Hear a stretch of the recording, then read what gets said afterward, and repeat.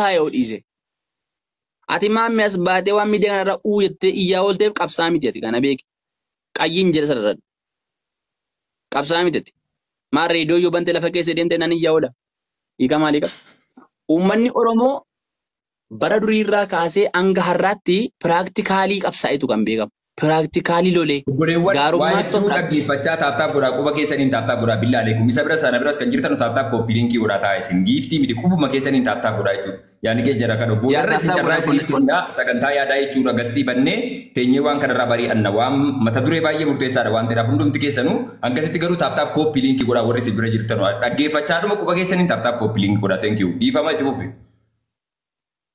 Yaa isa beektaa amma aktivistoonni kunii tokko wanti isaan gowwoomse mooxaa gurbaa jedhan tokko jira jaarsa wayii kan laayivii kanarraa waan nagaan haasoo. Namicha sanan tuffatiin baay'ee dhiifama galata dubbii gaddaan kutuudhaaf osoo hin ta'ini. Tuffachoo osoo hin taane jecha guddaa tokko dubbate yeroo tokko beektaa laayivii sadiin gatan laalatuun darbaa jiru. Intala wayii akkasuma geemii kana taphatti laayivii itti ergattee akseepti godhe. Maal hojjettannaa si qaqqabu danda'a reekiin isaallee. Akkasii bakka waan tokko tokkoon hojjedha jennaan achi pireesii godhee gaafa yuuzarii isa gadi qabu nama miliyoona tokko tuqaa lama tordofa. Inti maal waan hojjettuuf anchi ministeera ministeeriinoo hundisisoo argeera muramee kan tiktook bira deemu argeera yaa indeet nomi katalishee hunduusa jazbaa dhaloota intinee arrabsaa ture. Andi miliyoon natti bulette ayyaa giraagirochuma maa jedhe nama ariifii kun sirriitti naannofu. Argite so yeroo tokko namni sordofu si fakkaata. Namni sordofu kun namni gowwoomsuu qabaata amma hordoftoota qabaatteef yeroo baay'ee waan beekumsi carraa beekamaa beektaa beekumsi carraa jabeessa malee carraan jijjiiru. Beekumsi carraa improve godha malee carraa siif hin jijjiiru. Ati beekumsa keetiin gaafa bakka carraa wayii tokko keessa beekumsi keessumaa carraa keessatti si gargaaramanii carraa sana sirraan jijjiiru. Atamma nama taate dabbisii uumee irratti barattee namummaa kee hin jijjiirre namummaa kee sana si jabeesse malee beekumsi akkamitti akka uffattu akkamitti akka nyaatu si barsiise. Kanaaf namoonni dhibbanuu gochaa jiran baay'een isaanii asirratti warra incomplete warra hin baranne jeneraalii kan beekuu qabu fayyadamaan miidiyaa dhalli Oromoo. Dhalli Oromoo.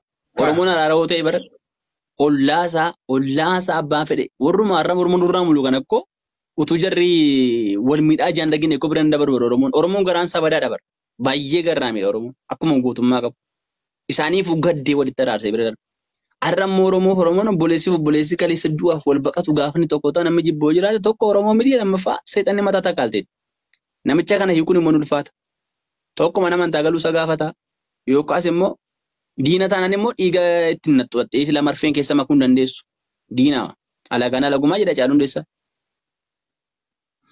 So uummata Amboo argite akkan itti harkaan guutu akka bara 2019 yeroo filannoon geggeeffamee Dr. Abiy mootummaa ta'u harkaan guutu iyyaa bule eengadda kanatti iyyaa bule uummanni guutuun gammachuudhaan. Maal ta'eetu uummanni kun miindaa kafalamuutu jira. So keessa galtee yoo yaalte citiin jiru wanti jira nagaa argatee gammadeetu jechuudha. Ati immoo dhugaatti amanta taanaan gaafa uummanni gammadu gammadde. Qote bulaan gammade, hojjetaan gammade. Barsiisaan meeqatu hojiitti deebi'a baram?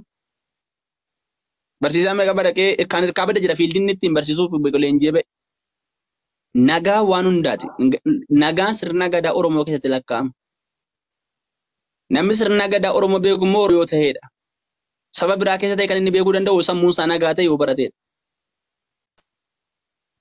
Kanaafi haalli deemaa ture sirrii miti namoota tokko lama sadiitti.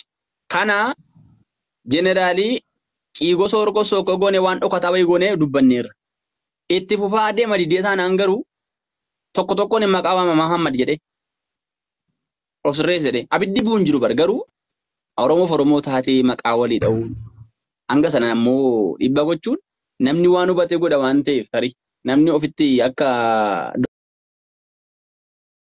keedeen gadda maal jedhani mana galanii ofii kootiin of ceepha'ee deebi'ee argite namni sekendii muraasa booda guyyaa muraasa sammuutti deebi'a. So kanaafuu sammuutti deebi'uu danda'a namni kun jetta sammuutti deebi'uu eegdee dadhabdeennaan immoo ijoolleen akka biddi gubu gaafa qabdee barteedhaan si qabsiistetti agarsiistaa jechuudha. Ammas baraniiru baay'ee bu'e. Har'uma mataa isaa laayifii kanarraa qaamota bakka Indaaman warra faannoo kana wajjin taane waan goonu beekna jedhee haasaa bare. Nan kolfee dhugaa. Ammoo bilbilli koo reegii gochuun danda'u appilikeeshinii sanaan qabanii reegituun godhe sin maxxansu baay'ee. Garuu noormaali seenaaf hin keessa boriin fayyada waan ta'eef. So kanaaf namoonni yaadan nechuudhaan jiraatan tarii hoostisii keessa soo jiraatan nu gashiiti. Namoota sanatu arganne baay'ee namni fayyadu jiraate bara. Honestly, hoostii irratti namni yeroo lama walitti geemii erginu hin hojjetu. Atis geemii kee jidduun taphachaa namootaaf aayidiyaadhuma kana kenni. Anis ammoo jechuudha namootas jala jiran tokko jechuudha simadhee waan karraa dubbannaa waan murteessaadhaatis gama keetiin itti jabaadhu hundumti keenyayyuu jechuudha waan karraa jechuudha. Zallaas geem ijoollee isii kana taphasii kana taphannee kaanee kallattiidhaan jechuudha gara mariitti adeemna waan ta'eedhaaf jechuudha. Hanga sanatti garuu wanti isiniin jechuu barbaadu obboleewwan keenya. Irra guddeessa warri biyya alaa taa'ee jechuudha. Biyya keessa teessee fokkortu dhugaa dubbachuuf yoo ta'e jedhee warri biyya alaa teessee Keeniyaa teessee Yugaandaa teessee akkuma sana dabalatatti jechuudha beektee biyyoota Ameerikaa fi Awurooppaa adda addaa keessa teessee biyya Arabaa keessa hangas mara miti biyya Arabaa keessa jechuudha. Callistee fokkortu yookaan goota taphattu qaamota isiniif galee they are beneficiary fakkeenyaaf yoo qaamni lama wayii wal lolu girrigirra lalee baay'ee machaa jetti warra bashaa kun isii galee bakka wacni wayii lolli wayii jirutti lola sana keessatti dogoggora uumamu fayyadamtee qaawwa sana akka kunoo karaa sareen urtee waraabessi seenessa jedhamu sana qaawwa sana waa fayyadamu qaama fayyadamtu yoo ta'e alatti dhugumatti jechuudha beektee quuqqama saba kanaaf gubaa saba kanaa namni qabu yeroo kamiyyuu yoo ta'e sabni kun nagaa akka ta'u waan yaaduu fi fedhii dhuunfaadhaaf qabuu fi akkuma sana imaammata dhuunfaaf qabu kallattii saba kana hin miineen gochuu irratti xiyyeeffata malee osoo Oromoon kun jechuudha akka shankurtiitti tarree galtee ciramte isaaf biizinasa miti. Because inni dantaa saba kanaaf osoo hin taane akka jechuudha booyyee fi qarqarroo jaldeessi amallisii maasii wayiitti yeroo siqxu boqqolloo keessa yoo seentee tokko garanaan baate tokko as keessa keessi akka waan boru beeloftee dhufneeti jechuudha. Dhallumti isheetu ilmoon si osoo dhuftee rukuttee ofirraa ariiti. Daljeessa dhaluma isaatii bara ofiif qofa jechuudha isiniif galee warra jechuudha nyaatota callistee fakkeessitu asirra jireenya kana ittiin jiraattu yoo ta'e alatti dhugumatti jechuudha qaamni bilisa ta'ee mootummaa kana sadeeggaru isa bosona keessa jiru sadeeggaru garuu deeggarsi isaa kun saba irratti xiyyeeffateeti yoo ta'e rakkoon saba kanaa isa ilaallata yoo ta'e sabni kun akka nagaa ta'uuf waan humni isaa danda'u gochuu keessatti shoora ba'ata malee saayidii godhee lolli hin dhaabbatin itti muddii itti cabsi kuni abjuu hiika hin qabne jechuudha isinii galaa jira miti akka lukkuu kunoo maal isin qilxuu dhiittu lukkuu qilxuu dhiittu beektu hindaanqoo qilxuu dhiittee maal gooti hindaanqoon lukkuun qilxuu muka guddaa kana odaa kana miilaan dhiittee maal gooti waan akkasiiti jechuudha kallattii kamiinuu jechuudha mootummaan kunis lolee riphee lolaa injifachuu hin danda'u akkuma jaalsanii dubbachaa turan jarris injifataa hin jiran lolichi dhaabbataa hin jiru nuti garuu guyyaa guyyaadhaan jechuudha tiraajeedii wantoota ta'an wantoota horrific jedhan waan terrify nama godhu waan even sammuu keessatti yaaduudhaaf nama rifachiisu hedduu deelii jechuudha teenyee simachaa jirra jechuudha. Kun akka dhaabbatuuf ammoo kufaatii kaleessa dhufirraa barannee har'arratti kallattii kamiin sabni kun adeemuu qaba kan jedhu nageenya biyya kanarratti qaamni kamuyyuu waliin ta'ee wal ta'ee waloodhaan rakkoo siyaasa jidduu isaanii jiru fiix godhatee hanga danda'u waliin dubbatee dogoggorri gama mootummaa jiraachuu danda'a. Gaaffiin garaagaraa qaamota hidhatanii bosona jiran jiraachuu danda'a. Mootummaadhaaf qaamota morman dhiisaatii aniif galataan wantoota irratti walii galuuf hin galle qabna. Personally. Anumtiif galataan kuniyyuu wantoota irratti walii galle qabna. Wantoota irratti wal morminu qabna. Mormiin keenya walii galtee dhabuun keenya sun yeroodhaaf rakkoo namoota biroo irratti uuma yoo ta'ee jedhe rakkoon jidduu jiru sana ammaaf dhiifnee karaan waliin deemuu dandeenyu wantoota anaaf isa waliin hiriirsuu danda'u qofa irratti xiyyeeffannoo gochuun namummaadha siyaasa qaroomaadha jedheen fudhaan personally. So waan akkasii irratti obboleewwan keenya gama miidiyaan jirtanu xiyyeeffannoo godhaatii biyya keenya keessatti kana geenyi bu'uu fi xiyyeeffannoon godhamee dhugumatti sabni bal'aan kun sabni seenaa guddaa qabu kun sabni gootota gurguddaadhaan osoo darbaa dabarsa jechuudha kufaa kuffisuu harka osoo laatiin har'a qaqqabe kun sadarkaa har'a jechuudha dhaloota qubee jenereeshinii jedhamuun dhaloota barateera jedhamu dhaloota smaart ta'e kana keessatti fokkuun jechuudha kaleessa irrattuu yeroo dhageenyu rifannu har'a umrii keenya yeroo keenya kana keessa uumamuun fafa seenaati waan ta'eef kanarratti hundumti keenya xiyyeeffannee waan nageenya buusu qofa irratti xiyyeeffannee dubbachuuf hojjechuu qabna jechuu barbaadetti. Dhugaa dubbachuuf ijoollee baay'een dhugaa nan laalanii shamarran ta'e dhiirota ijoollee baay'een baay'ee ijoollee baay'ee riipoosti gochaan ture baay'ee isaa viidiyoo baay'eedha.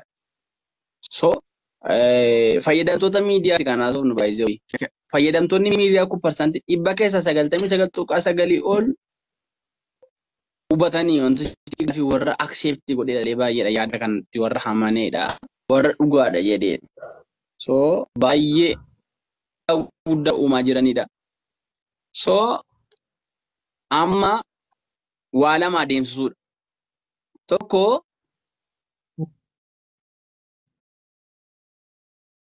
kana gorsuun hin danda'ama yoo ta'e dhugaa kun gastii irratti affeeree dubbachuun hin danda'ama. Namni miiraan haasa'uu danda'a, miiraan adeemuu danda'a. Hin dogoggora namni nama barnuti. Dogoggoruu danda'a.